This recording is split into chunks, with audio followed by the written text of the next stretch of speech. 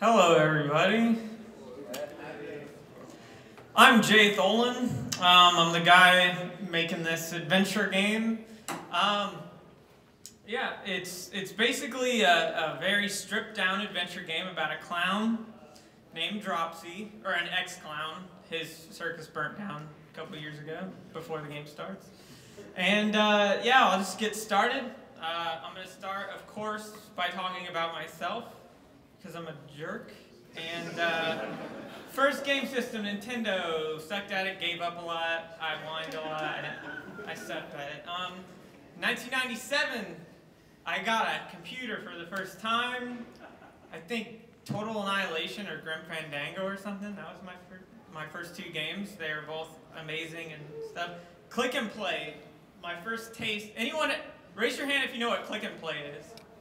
My first taste of game development. I was like 12 or something, and I got on there it's a little easy to use, like event-based game making thing. It came packaged with Sim Tower back in the day, and so I got it on the Click community, and then I met Dark Lord JW, and he's really embarrassed that he used to have that name, but he's the programmer for Dropsy, and we were both like 12 or 13 or something when we met, so that's pretty cool. And then I was an academic failure, and then I signed up on something awful, like a lot of academic failures do, and I made a choose-your-own-adventure game there, which is how Dropsy started. He was a character in like a forum game or whatever, and after that I was like, I'll never make any games, I'm just going to be a telemarketer my whole life, and so I started getting really into music and learned about weird crap, odd time signature, nerd stuff. Anyway, and then, you can't really see it, but in 2011, I was like, you know what? I am going to make a game. And then so I started working on Dropsy, and I put a Kickstarter up for $225, and it made quite a bit more than that, which was cool. But I didn't know what the heck I was doing, and I would say back then, not very competent. So I made a second Kickstarter, and it failed. It failed. And then I made a successful Kickstarter, and I was able to hire my friend Dark Lord, or Justin, as he would prefer to be called. And so that's what we're working on right now. And then I got an email from these guys. If you don't know, they're Hotline Miami, Serious Sam publisher. And then they're like, hey, we liked your game. And then I got signed by Devolver, so that was really cool. Oh, okay. I'm supposed to play this trailer. You know what? I'll wait till the end because I'm scared that something bad's gonna happen and it's gonna crash or something. Because I made this. Oh yeah, this is a stupid joke. This is true. Anyway, gonna skip that. Okay. Because you know, I was thinking I would. I don't know. Anyway, so the story, Dropsy is about this clown. Oh, here. This guy wrote this about the game. He did a little preview, but Dropsy the clown is, let's put this gently, he's incredibly creepy. It's not his fault though, and he seems like a stand-up clown. He's gentle and has a tendency to hug, and he can speak to animals. After a horrific fire, Dropsy's reputation is tarnished, and his family's circus is in shambles, and his mom dies. He works to redeem a broken down world that actively shies away from his big ugly mug. So basically, you play as a clown and nobody likes you. Everyone thinks you're creepy. Everyone thinks you probably started that fire. Everyone in this world, and it's an open world adventure game, so you can kind of go anywhere in the game and play it.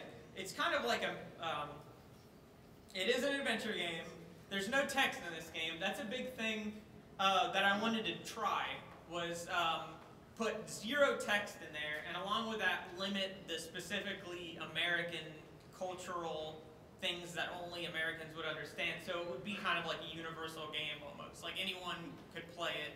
Of course, if you're in a village somewhere and you've never heard of a clown, that wouldn't work. But all the puzzles are mechanically really simple. There's not a lot of get 50 inventory items and try to combine them in a weird way or anything like that. Because story and the experience are kind of first in Dropsy.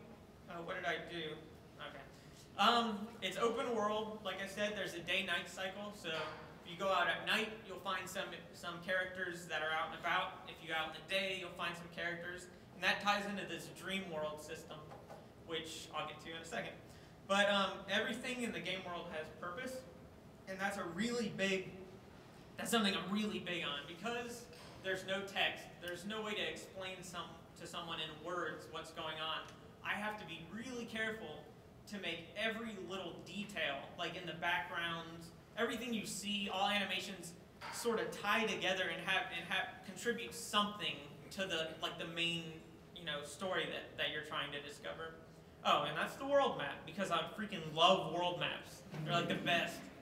They need a coffee table book of game world maps. I would buy that. Kickstarter idea, someone do that. Okay. Dream world. In the evening, you can go to sleep in this game. You go to your house and you click on your little goofy bed and you can go to sleep. And you'll enter a dream world. And the dream world is a way to give some exposition on your character and what he desires and what he hopes and fears. And so you'll go into one of 3 types of dreams. You'll see a little sequence and it's like, ooh, it gets all wavy and crap, And then you'll go into a dream, and it'll either be a nightmare, something about what Dropsy loves, or something about his history or his past, like a childhood memory. And that's just a way to, they're little vignettes, or is that how you say that word? Vignettes, that's it. Vignettes, what is that crap? Anyway, so, but they're little bits of story, and they only last a little bit, maybe 3 to 5 minutes, and then you get snapped out of the dream, and then you wake up in the morning. It's also a way to pass time, if you want to skip to day or night or whatever. But, and then winning or beating the game is not the goal. If you really want to speedrun this, you could probably do it really, really quickly. There are only a few things that are gated in the game. So there is an end game sequence that's really exciting and stuff and builds to a climax. But unearthing a story and putting details together yourself is fun. So in the world, like I said, I've designed it so everything has purpose, everything is connected in some way and is relevant to the story at large, like the main story. And there's karaoke. That's supposed to be that Creed song, With Arms Wide Open. Yeah, I knew someone would do that. Okay. Anyway, aesthetics. This is where I get really dorky. This is going to be my soapbox moment. It's pixel art. I'm sorry. But it's a medium. It's not a style. Pixel art is it's really just low resolution art. I mean, I hate, like, everyone's like, oh, you're trying to 8-bit nostalgia. Whatever. It's you've heard that stigma. Everyone's like, it's easy, that's why you do it. Anyway, sorry, I'm a baby. Anyway, art style is influenced by Fauvism or however you pronounce that crap. I only Wikipedia it, I don't know how to say it. It's evident in the color choices. I love that they just shove hues, like, wherever. And in this game, hues represent stuff. So reds and yellows show that there was an evil influence in the area. And this isn't always the rule, but it's what I keep in my mind when I'm designing art. And blues represent certain things and so on. Oh, there's an arrow. There's dual soundtracks. So, oh, look at that. Look at that line going over that. I'm awful. Okay, so I got this guy, Chris Schlarb. He's a jazz musician that I've really enjoyed his music a long time. If you've heard of Sufjan Stevens, he's done stuff with him and stuff. But, so the main soundtrack is by him. It's really cool, real instruments. And then for the dream world, what I'm doing is taking his pieces that he did that represent certain things, and I'm messing them up, and I'm making them really crazy and noisy and like abstract and stuff. And when you have a dream that represents something in the main world or in the main game, it'll bring that back, but it'll be all weird and stuff. So that's just another part of the trying to make it a cohesive, thing. Oh, what Dropsy does not have, because I'm negative. Let's see here. Nostalgia pandering. Like I said, I hate when things try to be like, only 90s kids will remember Pogs or whatever. No, none of that. I don't like that. And it weakens it. Because you know what? In 20 years, 30 years, 50 years, if someone happened to play this game, that would be nice if they remember it that far. No one's going to understand pogs. That's going to be so far. To keep your art relevant, man, just stop putting that stuff in there. Anyway. Conditions of failure. Saying I don't get it is losing the game. You can't lose through game mechanics. I know some people are like, you gotta have conditions of failure, man. But really, I want it to be about exploring this world, getting this story.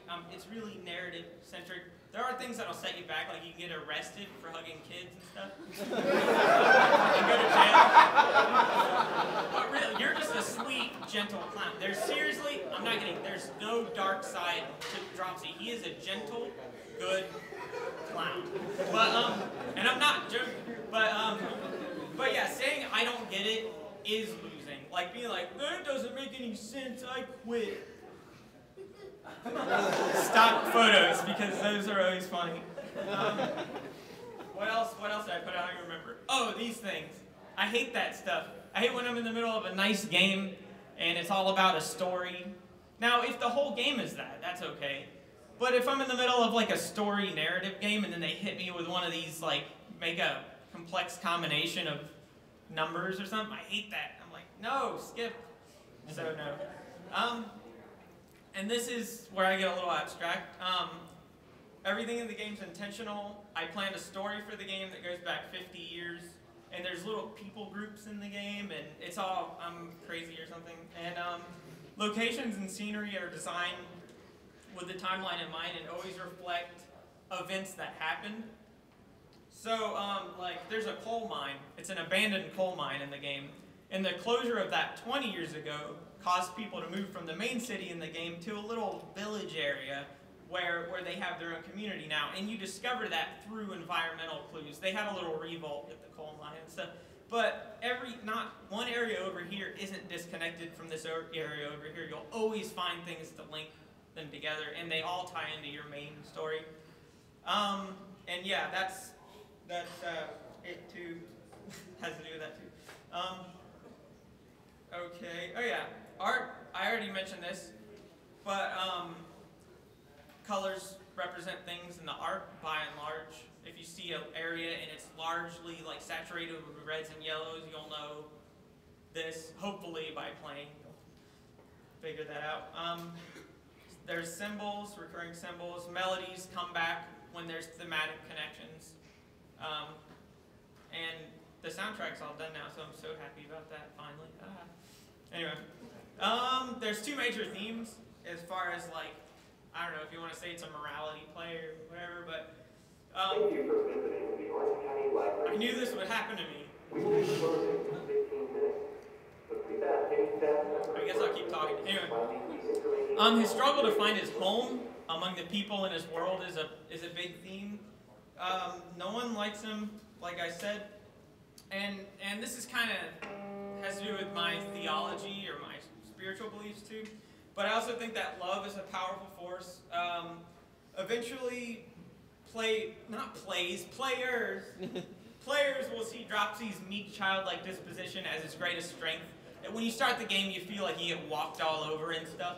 But really, he's the only one in the world, in this game world, that reacts to people just in kind, no matter how they're treating him. And so I wanted to make that, by the end of the game, look like an asset. And, oh, go buy my other game. And that's the end of this. I got some videos. I'll show a little trailer here. Do you know if the audio is shown? Okay, cool. This one.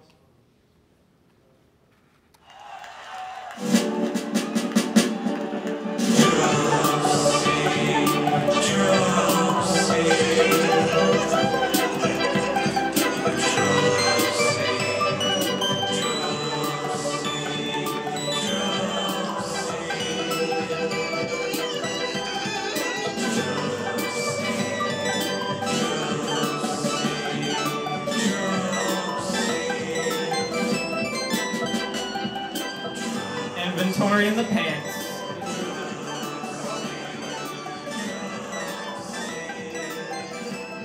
Oh, he likes to paint faces. Then I got one more. Is it okay to show one more little thingy? This is something I just finished today. I revamped one of the dreams. Yeah, that one. And this shows some of the dynamic music going on. So this is a dream. This is the first dream you start in. And I created this dynamic music track. So when he walks to the more ethereal, I hope I said that word right. God, it's like a word. Area where it's more like trippy and white, the music slightly morphs into like this prettier thing. Get over there. I'm just gonna skip it here. So you'll notice it get a little bit, just a little bit. Oh, and there's this face I just put in there. So that face in every dream, if you step on it, he'll eat you, and then you'll wake up. It's just a quick way of like leaving a dream or something, if you just want to wake up. But yeah, this is you know, a dream. And then one more. This is really janky because it's early, but this is like a little sort of dub reggae village thing. And that's Crystal Arts music. So good. Oh, there's collectible cassette tapes. You can go put them in your pants and play them wherever you want. Yep. But that's basically it. That's my game.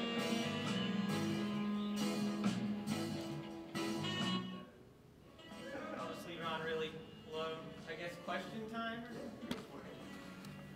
First of all, I completely love the concept and that Climax really is balls. That's what I was going for. What technology did you use to create this game? Because I love the art. So, up until last year, oh man, that's so janky. Anyway, up until last year, I was using MS Paint to do the art. I finally upgraded to a different free program. It's called Aseprite. It's ASEPRITE, and it's really good. I love it. So yeah, as far as putting the game together, we're using Unity. I had to, I'm really anal about getting the pixels to line up perfectly over one another. I don't want, Unity doesn't have pixel perfect positioning. It has, so sometimes I would have like a little pixel overlapping another pixel, and that can't happen. So I got on my programmer about that, and we finally worked it out. But yeah, Unity, we're liking it so far. Unity 3D basically, but I mean it's called Unity 3D. I know that. I'm just saying like which aspect. Oh, 2D. Yeah.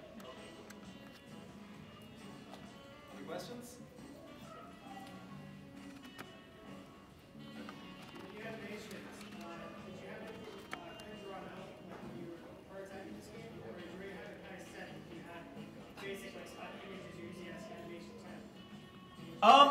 Yeah, well, what I did is, Dropsy has all unique animations, but for NPCs I did a little temporary, I'm not sure if this is what you're asking, but for NPCs I made a standard male-female walk cycle that I'm gonna paint over, because I don't want to do 100 million walk cycles. They're the hardest thing. And I spent so long on his butt, I don't know if you can see, but his butt cheeks like wiggle if he walks up. I don't think I did in this video. Dang it. Anyway, is that what you were asking? Not the butt thing. But anyway, I forgot your gummy bears. I'm so sorry. I'll bring them next time. I owe this guy gummy bears from Germany. Anyway, anyone else got any questions? Okay. First of all, I do not see why Susha was looking forward to this, because you have a really good concept going on with this. I don't have that much experience with adventure games, but you mentioned the no lose condition or things that only set you back. Is there also a possibility that is it going to be multiple ways to get to the same result, or will your actions branch out into different results? There's only one ending to the game. There are a few puzzles where you can solve them in different ways, but it's mostly just, I hate to say because it sounds so boring, but it's mostly just looking at stuff and talking to people, mostly. But I'm trying to design it, and this is going to require a lot of testing whenever we get the build ready for that. But I'm trying to make that stuff happen in your head. Like you connect concepts in your head, and it'll sort of tell you where to go next and what to do. It's a hard thing to explain. You know, like I said, I don't have that much experience with adventure games, but right now just seeing these clips, there's one that I played back, I don't know when, which was a Pac-Man adventure game, and essentially you'd have to piece together different actions that you've done, or get Pac-Man to look at something and understand what's going on. Right. To be able to solve a certain situation. Right. Okay. So. What you're trying to do here, I'm curious if it was going to be something linear or random. It's pretty linear, yeah. I mean, in those puzzles, like you mentioned, there's very simple, like maybe 2 to 3 actions at most will solve all of the puzzles. But it's the hard thing is sort of fake. You could beat this game and just still not know what the heck is going on, I think, which is a risk I'm gonna take because I think it's a really valuable concept. What I'm trying to do. It's a work of art. That's what it is. That's what I'm going for. But anyone else? Cool. Let's give Jay a big hand.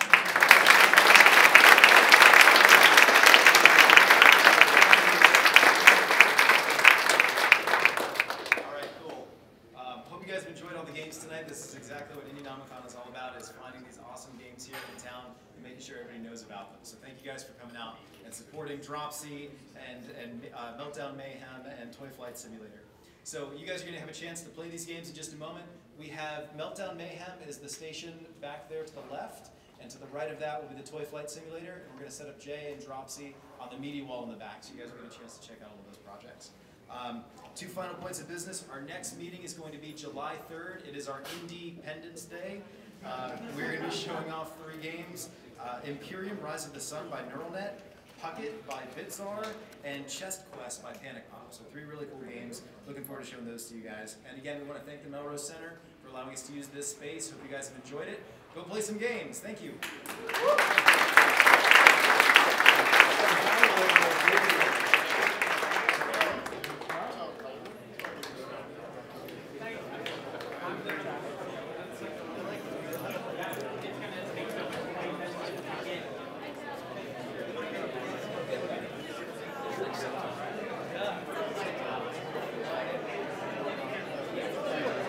Action.